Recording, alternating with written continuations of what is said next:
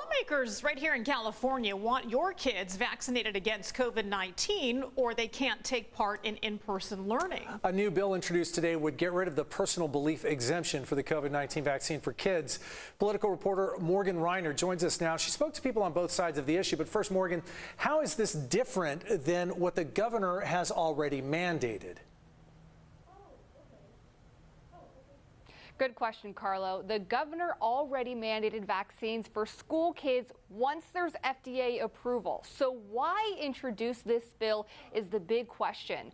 Well, because the only way to get rid of the personal belief exemption is if the state passes a law to add the COVID vaccine to the list of 10 other state-mandated vaccines.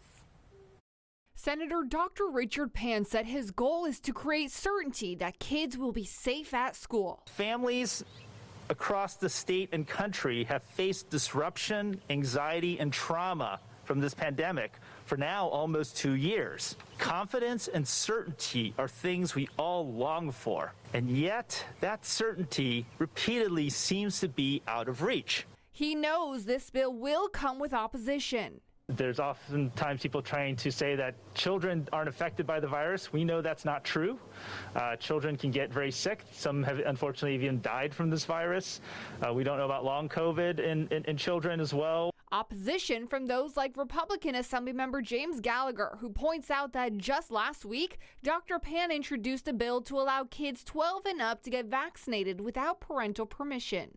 So now the truth really comes out. Last week, basically this same group of legislators was saying this was all about giving children a choice as to whether or not to get the vaccine. And now it becomes clear to today that there is no choice. The only choice available to you is if you decide to get vaccinated, because this same group will kick you out of school if you decide not to get vaccinated. Gallagher said the COVID vaccine should not be compared to the 10 other required vaccines for school-age kids in California because those have had FDA approval for decades. You have to stop trying to take parents out of the equation. And make no mistake about it, if this were to pass, many kids are going to exit the school system.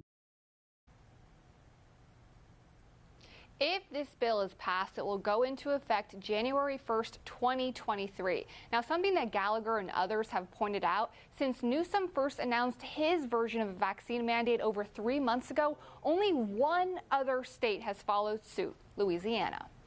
And Morgan, the governor's mandate came with caveat. They were waiting for full FDA approval for this age group. Does this bill that they're working on, does it have the same kind of conditions attached?